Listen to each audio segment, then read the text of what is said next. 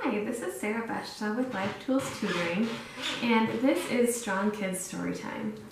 Today we're going to be reading Julius, the Baby of the World by Kevin Henkes.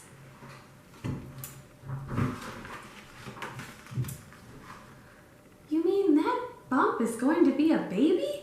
I thought you were just getting fat like Aunt Mona.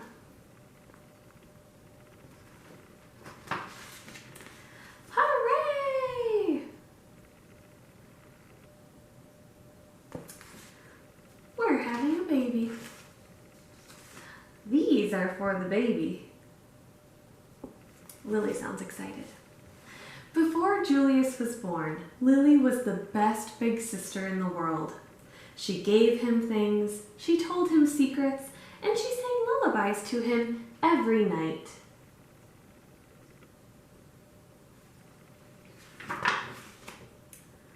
After Julius was born, it was a different story. Lily took her things back. She pinched his tail, and she yelled insulting comments into his crib. "These are mine."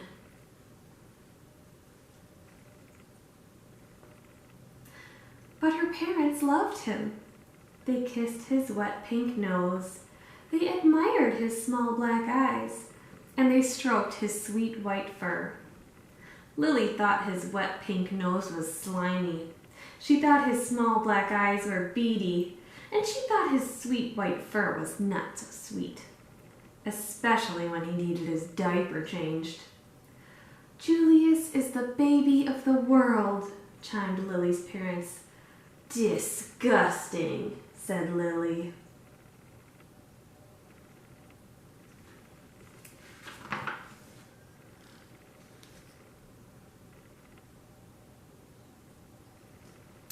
Lily had to share her room with Julius. "After Julius goes away, do I get my room back?" she asked. "Julius isn't going anywhere," said Lily's mother. And he didn't. He stayed and stayed and stayed. Lily was supposed to be very quiet while Julius slept. "After Julius goes away, can I talk like a normal person again?" she shouted. "Julius isn't going anywhere," said Lily's father. And he didn't. He stayed and stayed and stayed.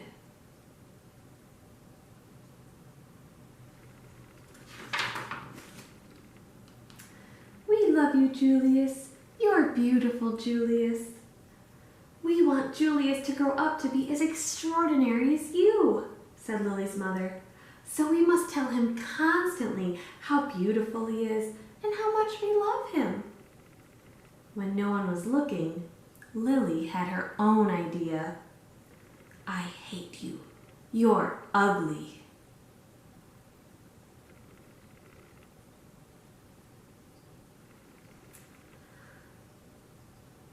"We want Julius to grow up to be as clever as you," said Lily's father. "So we must sing to him his numbers and letters whenever possible. A, B, C, D, E, F, G, 1, 2, 3, 4, 5. When no one was looking, Lily had her own idea.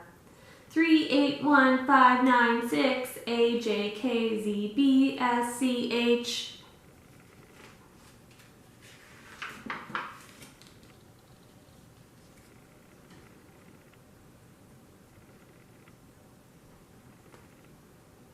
Lily's parents were more than a bit doubtful about leaving the two of them alone together. Lily tried to frighten Julius with nifty disguises. She learned magic and tried to make him disappear. When that didn't work, she simply pretended that he didn't exist. "Baby? What baby? I don't hear anything." Lily spent more time than usual in the uncooperative chair.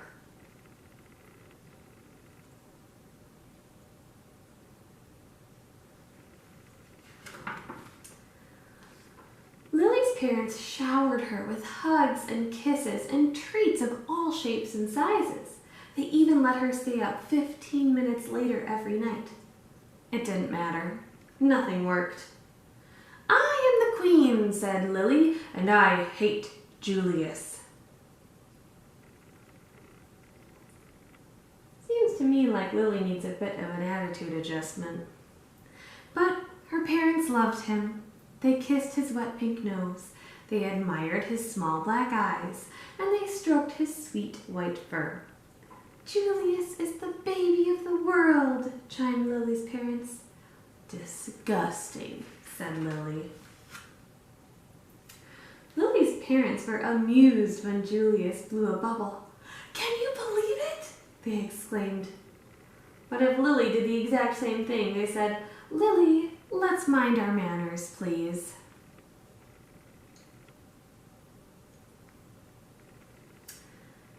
Lily's parents were dazzled when Julius babbled and gurgled. Such vocabulary, they exclaimed. Gaba, moo, moo, gaba. But if Lily did the exact same thing, they said, Lily, let's act our age, please. Lily's parents were amazed when Julius screamed. What lung capacity, they exclaimed. But if Lily did the same exact thing, they said, Lily, let's restrain ourselves, please.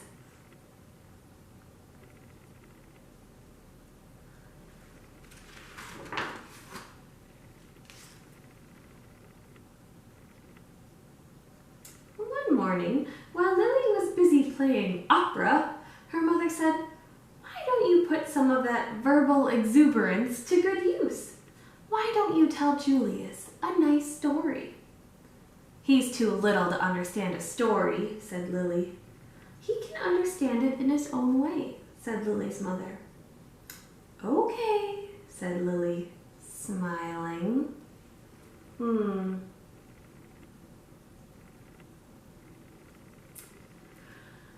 Julius, the germ of the world, by me, said Lily. Once upon a time, said Lily, there was a baby. His name was Julius. Julius was really a germ. Julius was like dust under your bed. If he was a number, he would be 0. If he was a food, he would be a raisin. 0 is nothing. A raisin tastes like dirt. The end, said Lily. This story earned her 10 minutes in the uncooperative chair. Lily warned her friends, Chester and Wilson and Victor, about babies. Trust me, they're dreadful.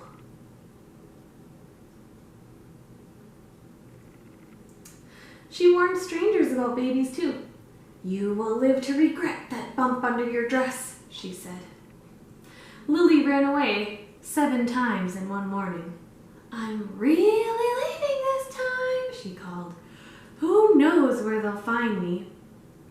The same afternoon, Lily had a tea party and everyone came. Everyone but Julius. His invitation must have been lost in the mail, she explained.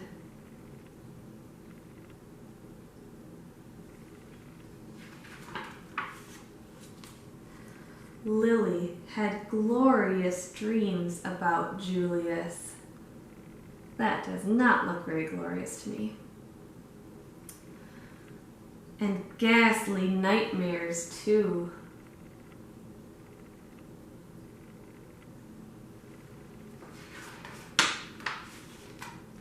Lily's parents showered her with compliments and praise and niceties of all shapes and sizes. They even let her drink juice out of the antique china cup. It didn't matter. Nothing worked. I am the queen, said Lily, and I hate Julius. My entire, complete family. My new cup, Lily, me, Mom, Dad. That's all there is. Really. She is not very pleased about Julius joining her family. But her parents loved him. They kissed his wet pink nose, they admired his small black eyes, and they stroked his sweet white fur. Julius is the baby of the world, chimed Lily's parents. Disgusting, said Lily. When Lily's mother while they felt up to it, she planned a festive celebration in honor of Julius. All the relatives came. There was quite a spread. "What's the big deal?" said Lily. "Haven't they all seen a silly lump before?"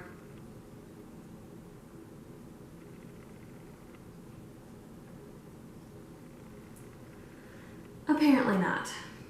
All afternoon, the relatives hovered over Julius.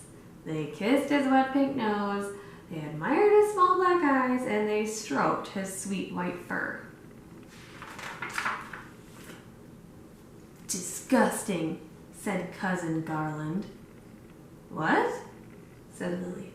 "Julius," said Cousin Garland. "I think his wet pink nose is slimy. I think his small black eyes are beady. And I think his sweet white fur is not so sweet. He needs his diaper changed."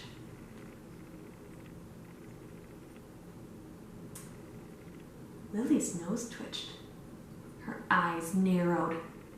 Her fur stood on end, and her tail quivered.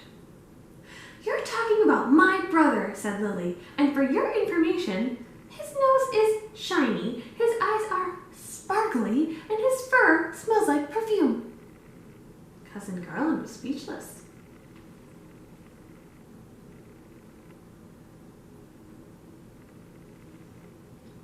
"He can blow bubbles," continued Lily.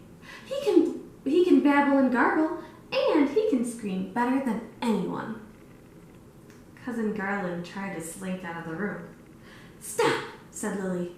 "I am the queen. Watch me closely." Lily picked up Julius. She kissed his wet pink nose. She admired his small black eyes, and she stroked his sweet white fur. "Your turn," said Lily, handing Julius over to Cousin Garland. "Kiss, admire, stroke," Lily commanded.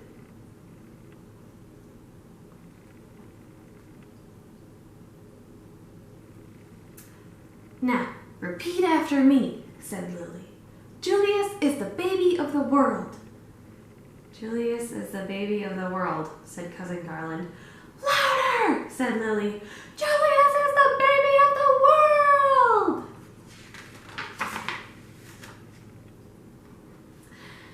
And from then on, he was, in everyone's opinion, especially in Lily's. We're almost twins. Well, my goodness, that was quite a turnaround on her feelings on Julius. I'm glad she decided to stick up for her little brother.